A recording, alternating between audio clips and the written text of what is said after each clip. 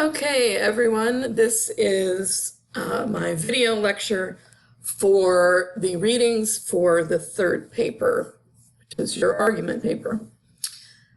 So the book that this came from is called Gulag, A History, and it covers the history of concentration camps in the Soviet Union, pretty much Soviet Union, because they were disbanded by the time it became Russia again. So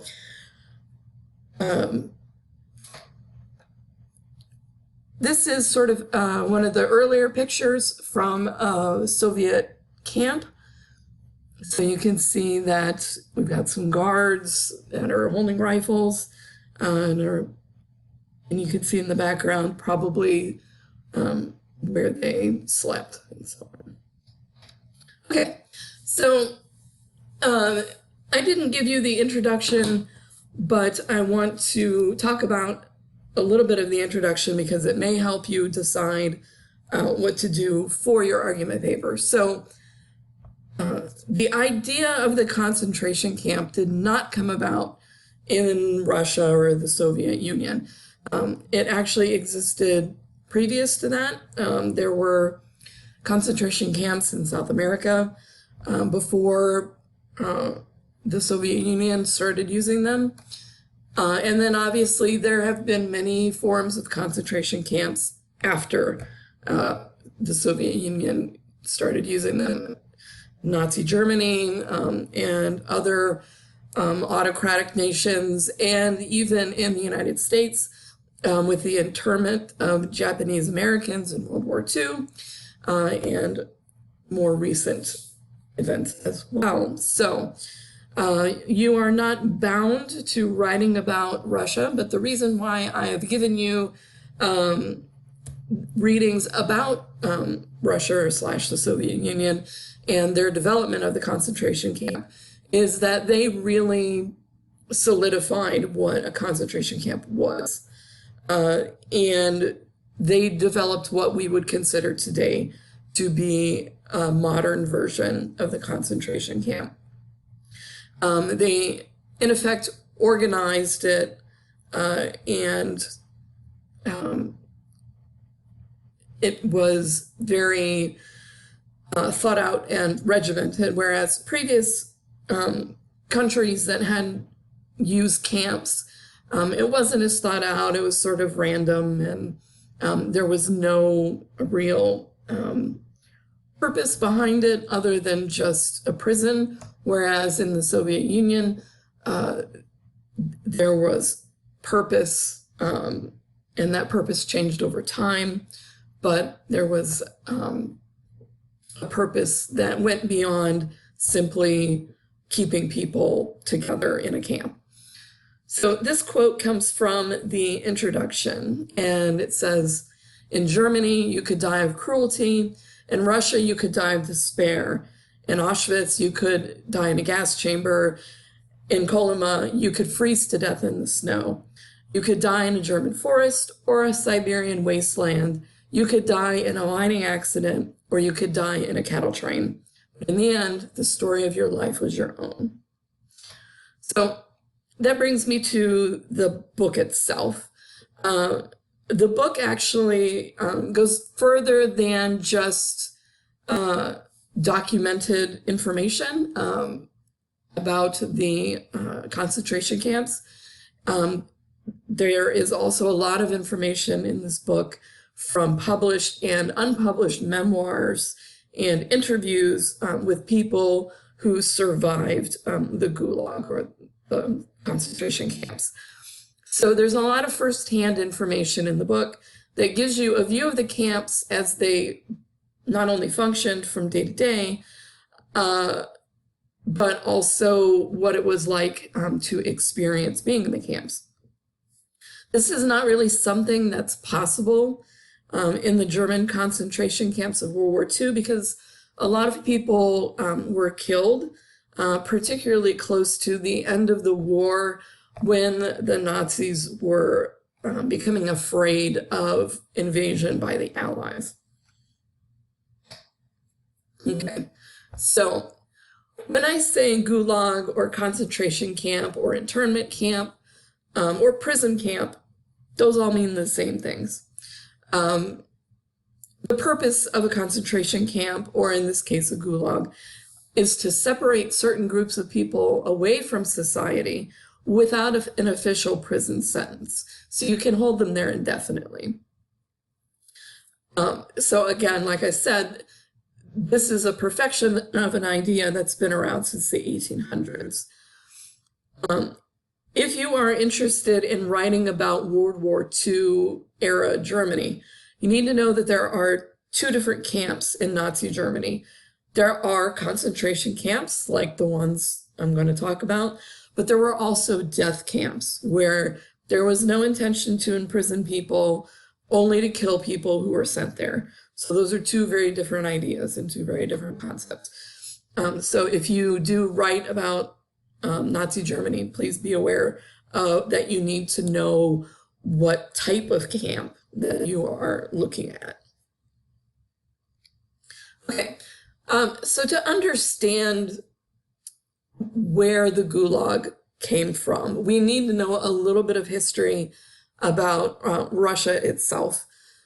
So consider this a crash course in Russian history from the Russian Revolution to 1939. So Russia was initially a monarchy from somewhere around the 800s to 1917, when Nicholas II was overthrown in the Russian Revolution that was led by Vladimir Lenin and his followers, who were called the Bolsheviks. To make a really long, complicated history short, the commoners were displeased with the outcomes of World War I, and so they were angry at Nicholas II. Lenin led the Bolsheviks, who were soldiers and common workers, to overthrow the monarchy. Over the next 5 years, the Bolsheviks established what we think of as the Soviet Union. They had their own army called the Red Army that was directed by Leon Trotsky, and their own police force known as Cheka. So from 1917 to 1923, there was a backlash, and there was an anti-communist group called the Whites that fought the Red Army in a civil war, but they were ultimately unsuccessful. Okay, so on your left, you have Nicholas II, and then on the right is Lenin. Okay, Lenin died in 1924, and his successor was Joseph Stalin. Stalin really disliked a lot of the loyalists to Lenin, including Trotsky. So Stalin set about getting rid of these people. From 1932 to 1933, the Soviet Union experienced a huge famine that killed, we think, up to 7 million people.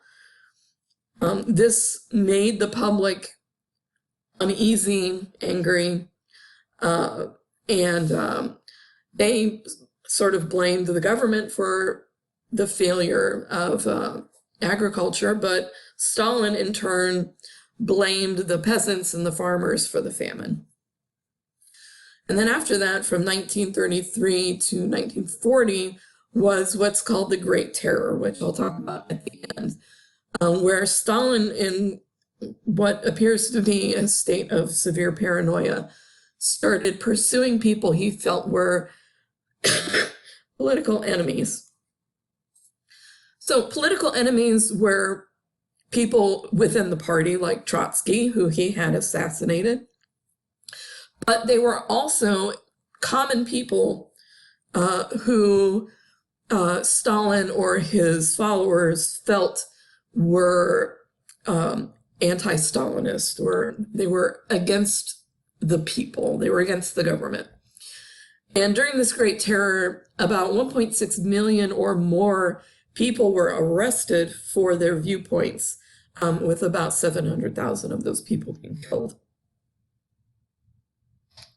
So on the left, this is Trotsky. He was the director of Cheka while he was alive.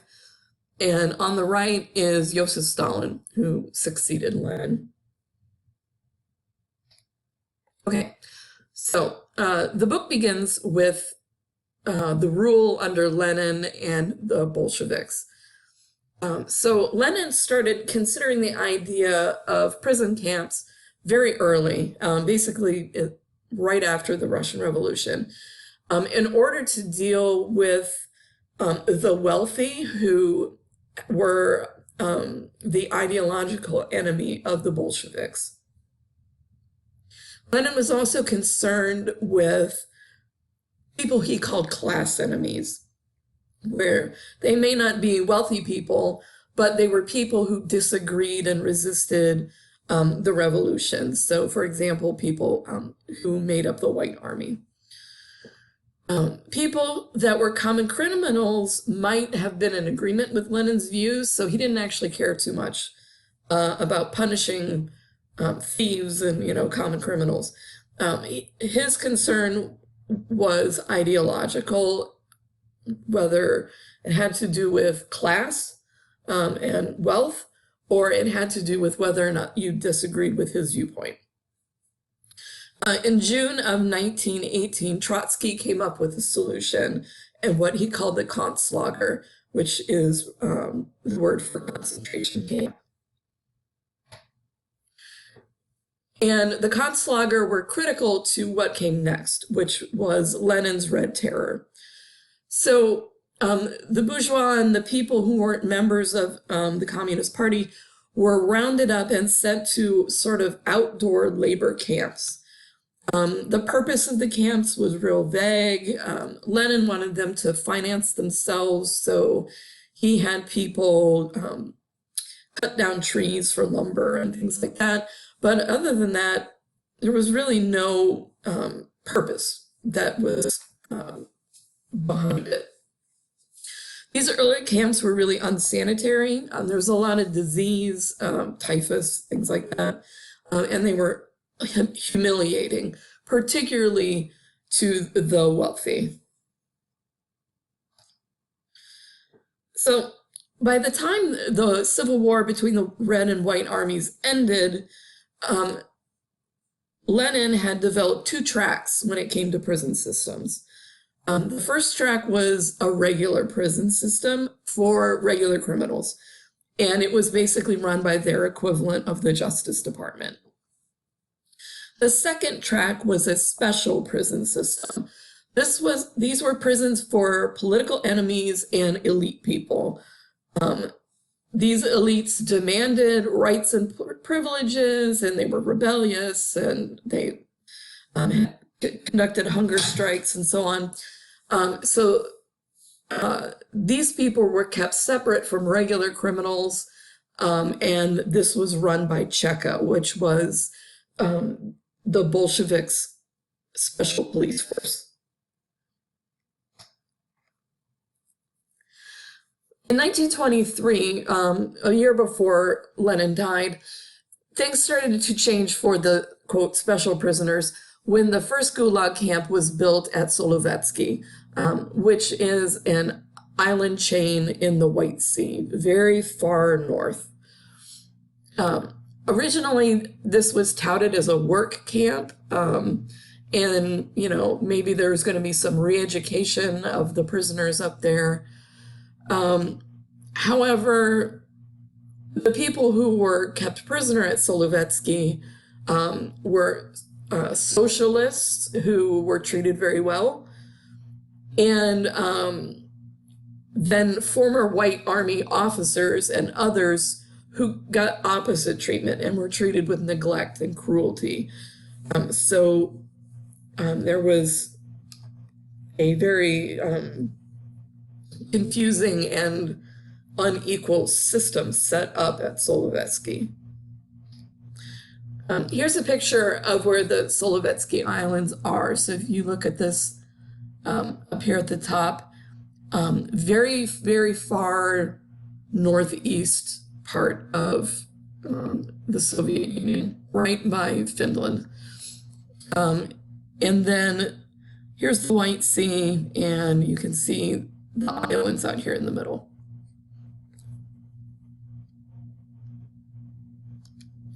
Okay.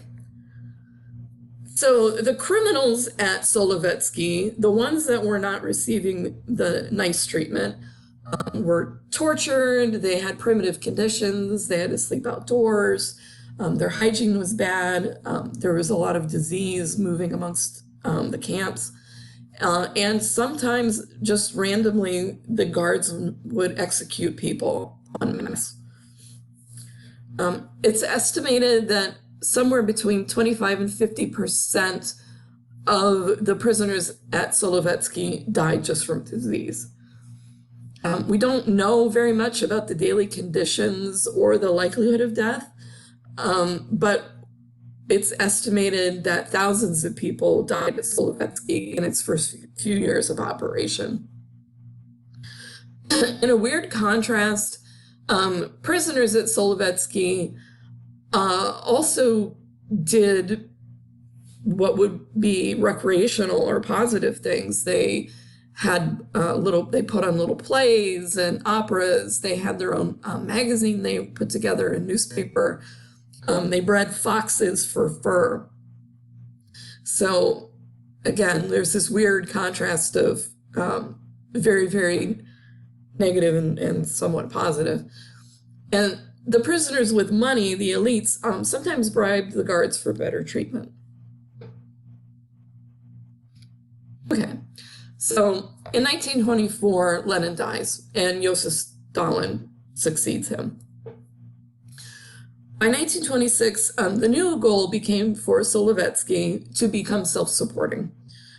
Each camp in the island chain was to raise enough money to pay for their own operation. Ultimately, this did not work. One prisoner by the name of Frenkel came up with the idea to feed workers who didn't produce well, they were poor workers, feed them less, and then people who worked well, were hardy workers, you give them more food.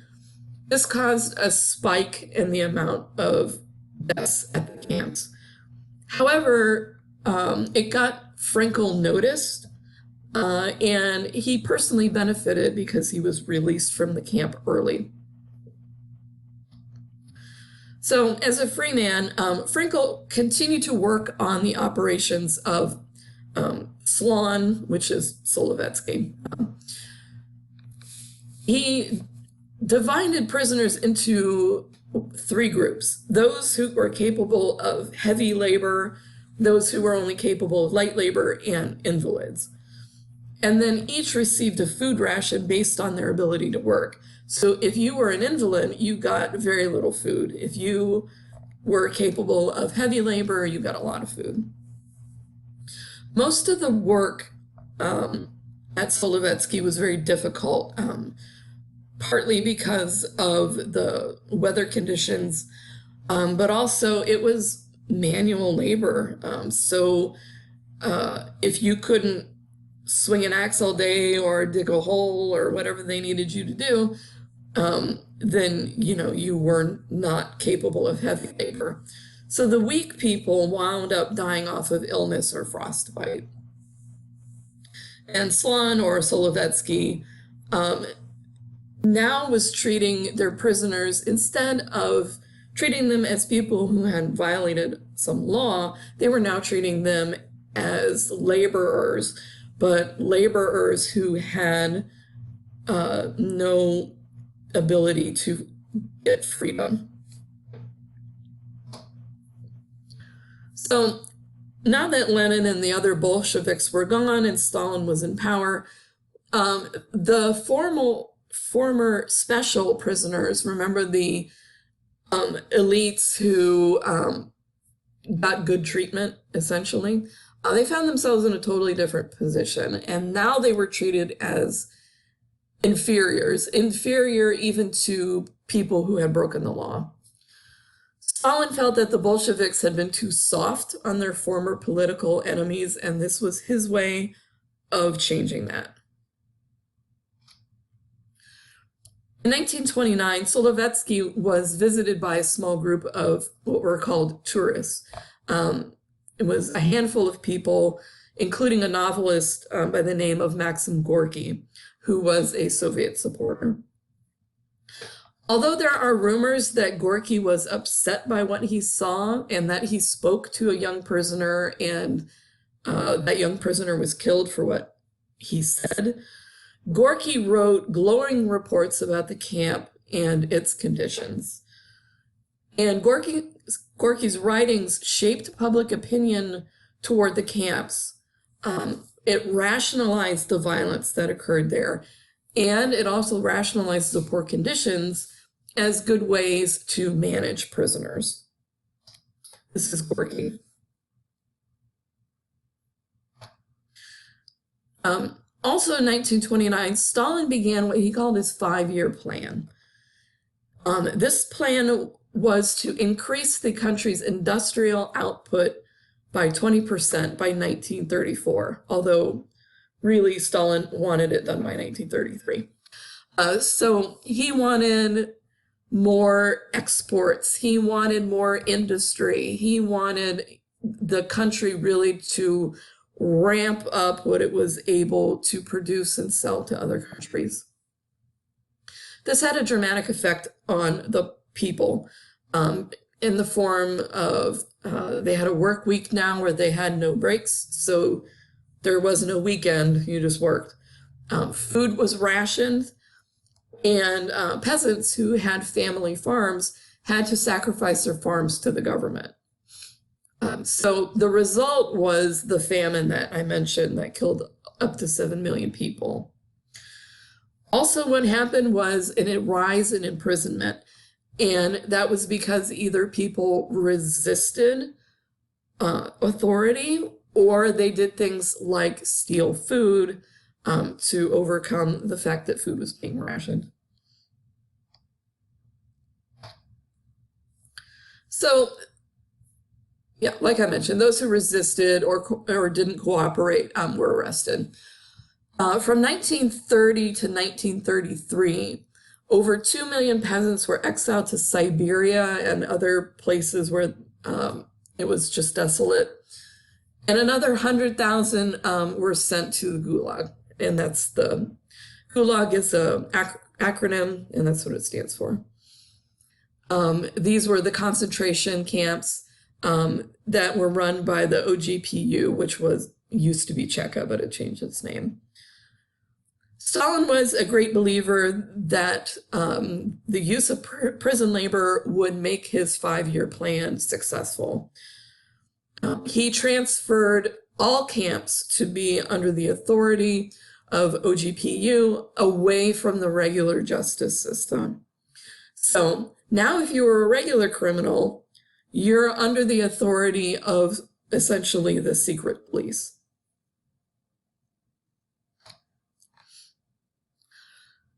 Stalin even bought into his own Soviet propaganda to an extent. He really did think that the camps would turn a profit.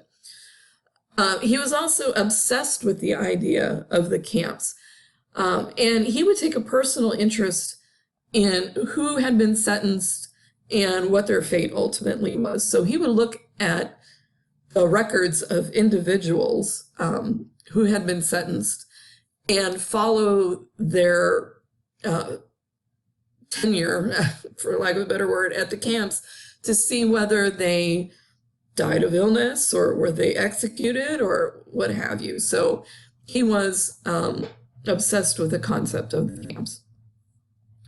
And it's likely his obsession with the camps caused a lot of mass arrests in order to satisfy his interest for more labor, more prisoners, more people working.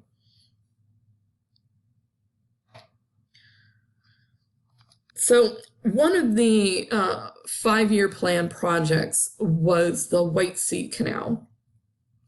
The White Sea Canal stretched from St. Petersburg to Solovetsky. And the purpose of the White Sea Canal was to improve the export of lumber. So the West, particularly the United States, had threatened to boycott lumber from the Soviet Union. And Stalin was very sensitive about how he appeared to the rest of the world. So he wanted the White Sea Canal built to transport lumber so that he looked better to the world, and also it would improve his ability to export. Of course, the canal was going to be built with prison labor. These are some pictures from the White Sea Canal construction. So you can see that there's a lot of manual labor, and a lot of these tools, like their wheelbarrows, are handmade. And if you look on this picture on the upper right, you can see the sea off in the distance. And then down here on the lower right, you can see a guard standing over some of the prisoners.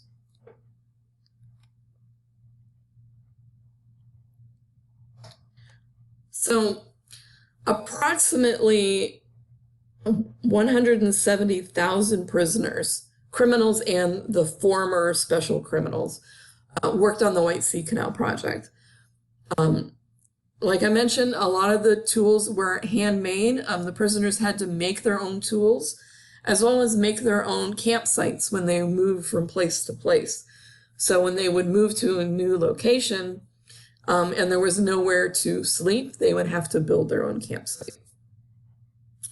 It's thought that up to 25,000 people died, which is about 15% of the total number of prisoners who worked on the canal. In order to make the prisoners work harder, the camp commanders started having them compete for food and for other privileges. So the harder you worked, you'd get more food or more privileges. Top performers got the best food, they got new uniforms, and sometimes they got early release.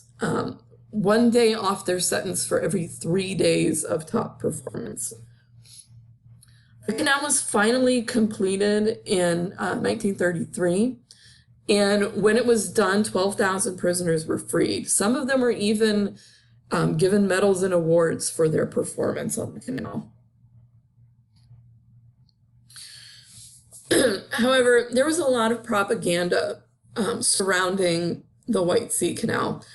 So propaganda is when you are telling something that is false, but you're doing it for a particular reason. In this case, Stalin wanted the public to view the White Sea Canal project in a positive light.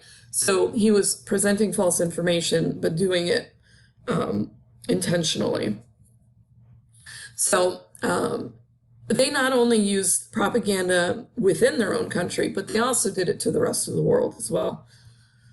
So Gorky, remember him, wrote another book along with 36 other handpicked writers that glorified the canal and justified the terrible treatment of the prisoners.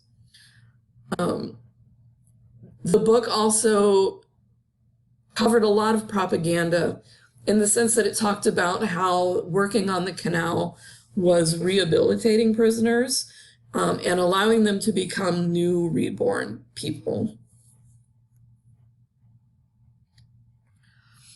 For the Soviet public, this type of propaganda, this book and other propaganda, calmed them down and helped justify the rapid growth of prison camps in the Soviet Union.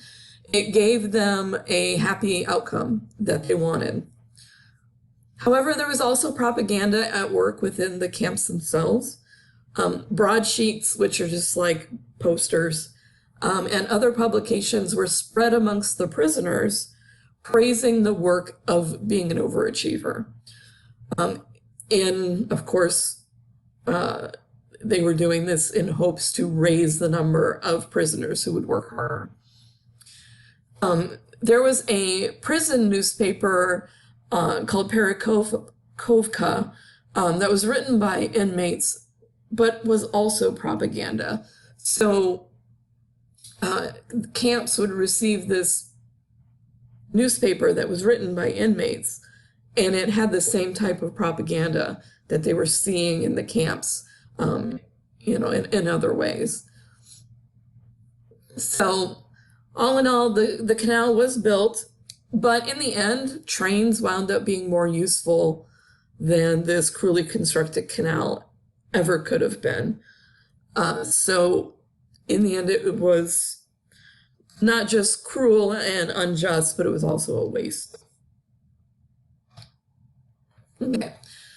So Stalin, over his reign, continued to expand camps.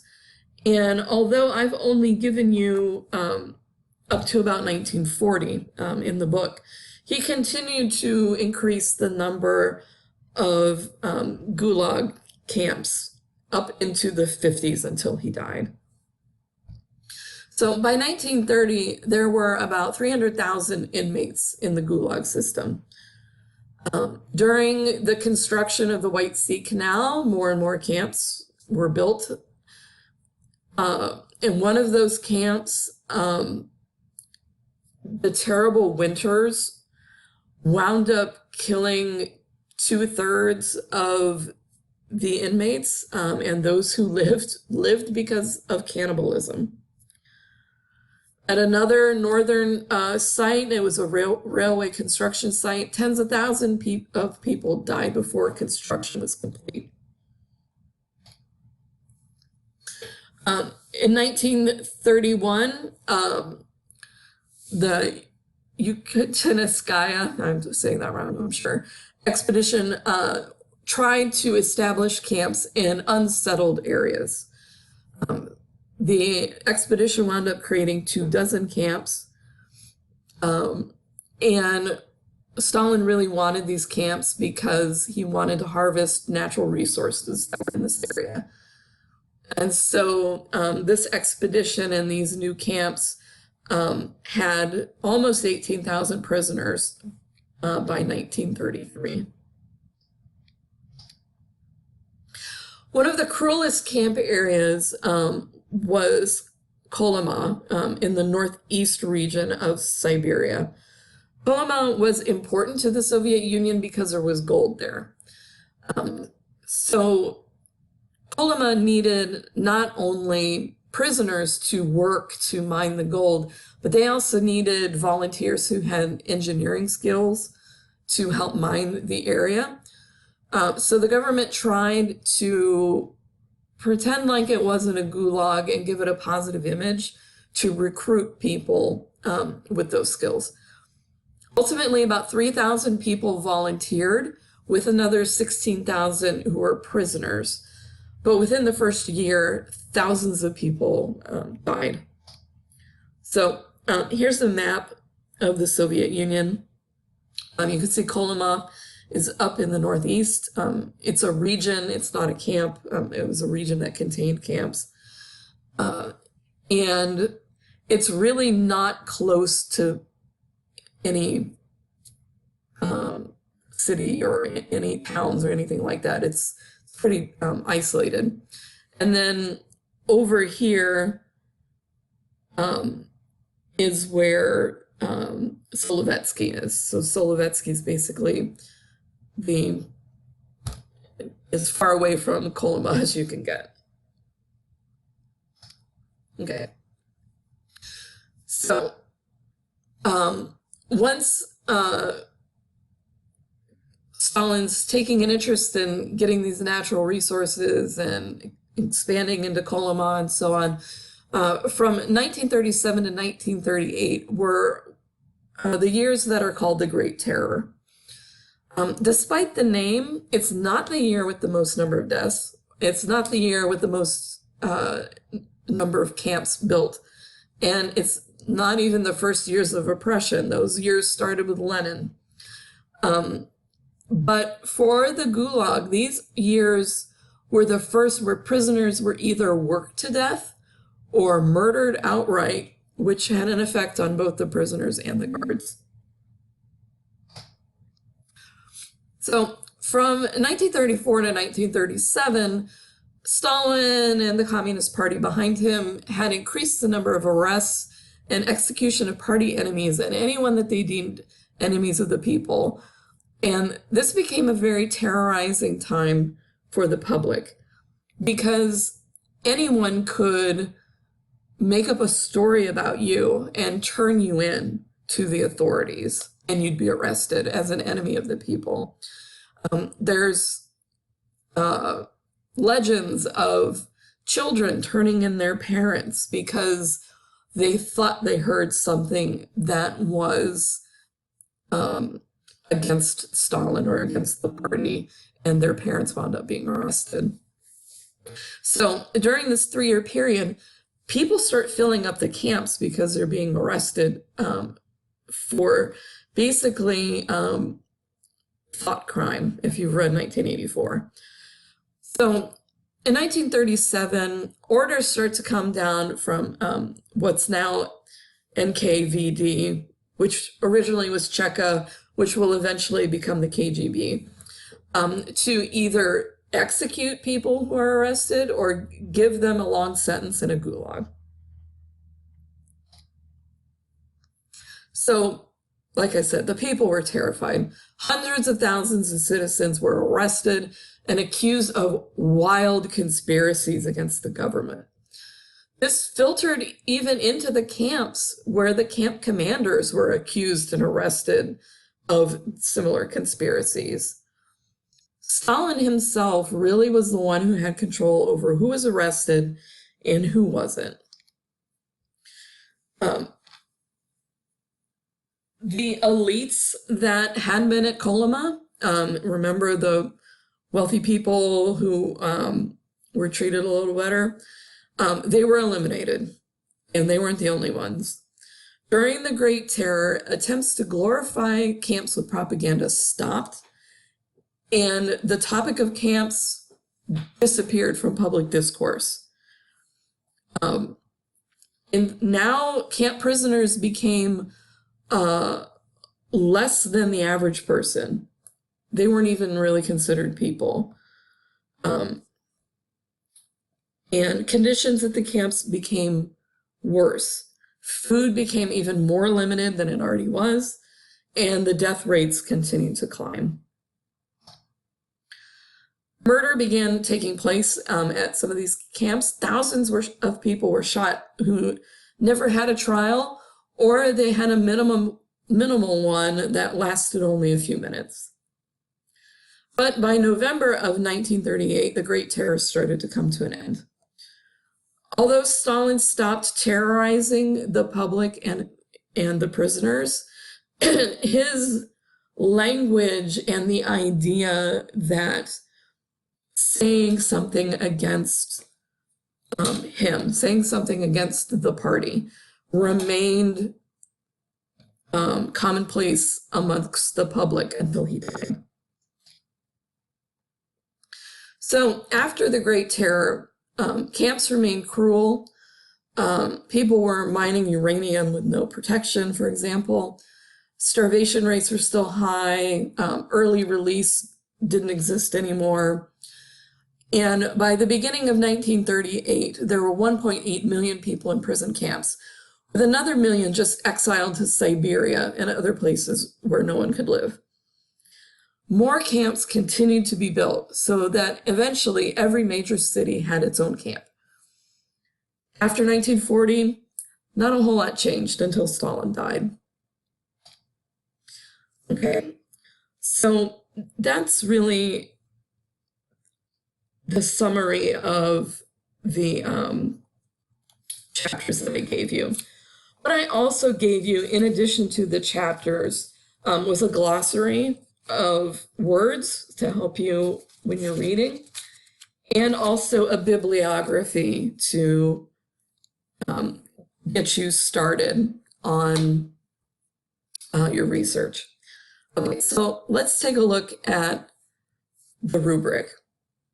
Okay, so this is our argumentative essay. So remember, we did an argument in 101, same concept. The subject, you need to use the selections from the book as your main source. And I've given you the information here that you need to do a proper citation. Okay, so according to cross currents, the purpose of an argument is to argue one side or another based on a certain topic. And there are two ways to approach it. And remember, we talked about this last semester. In an argument, you have to have opposing views. So you can either present all of your evidence in one chunk and then all of your opposing views, or you can do it point by point. Evidence, opposing view, evidence, opposing view, so on and so forth. Any argument should be presented in a fair and thoughtful way. Arguments are not opinions. Opinions are opinions, arguments are arguments.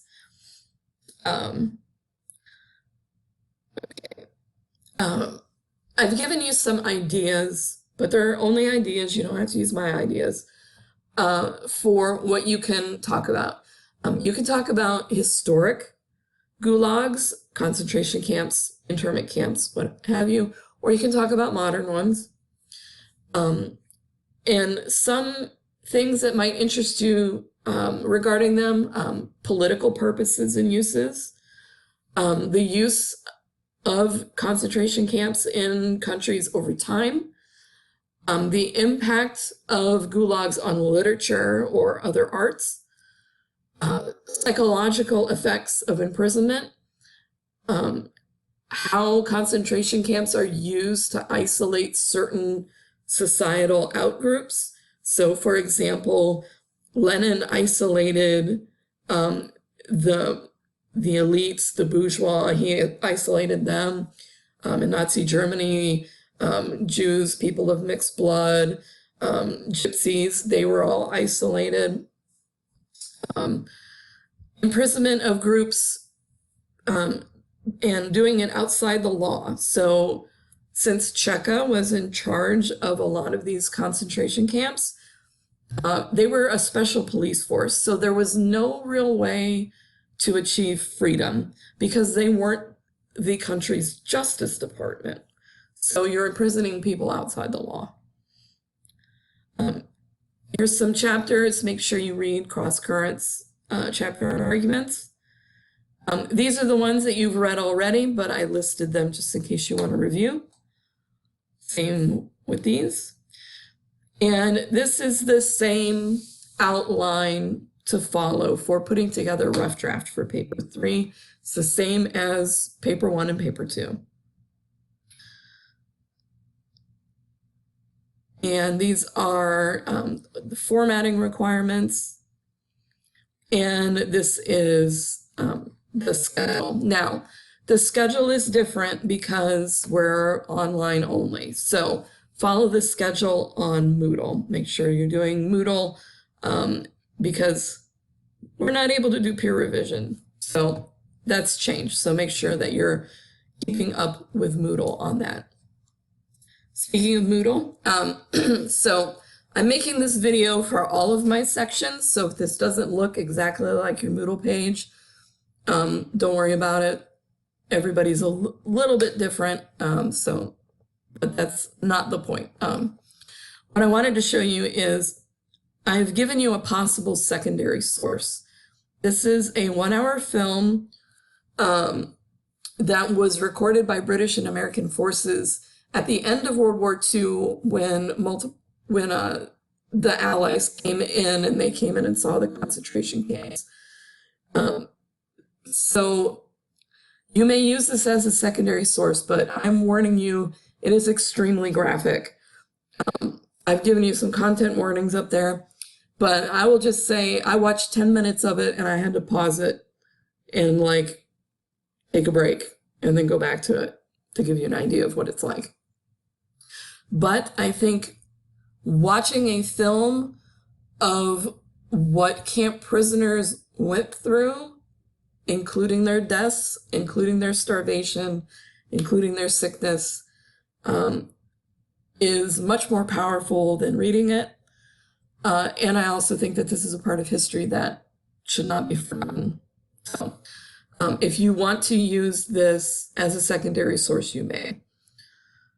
And then make sure you are following the regular assignments. So you should still be doing your readings. You should be doing your pre-writing on your own, and then turning in a thesis checkup and so on. Okay. One last thing I want to show you. And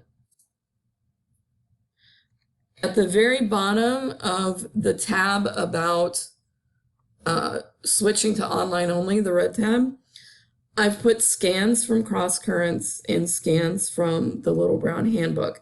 So if you, for whatever reason, don't have your textbook, click on that, and there's the chapters that you need.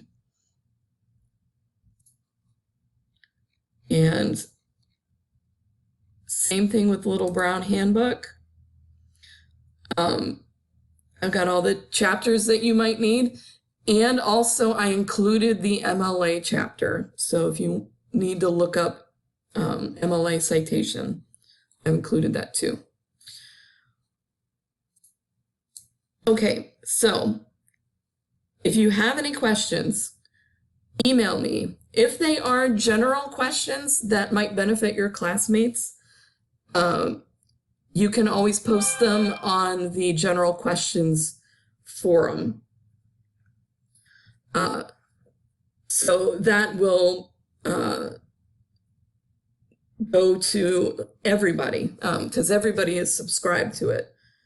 So those would be questions that were not specific to your paper. So if you have a question about whether your thesis is a good one, or you need help working it out or something like that, that's a question to email. But if you have a question about where can you find good sources, or you found a situation that you think qualifies as a concentration camp, but you're not sure, is this country using a concentration camp? Well, that might benefit other people in your class because they might be interested in that country. So, okay, questions, please email or post to the forum.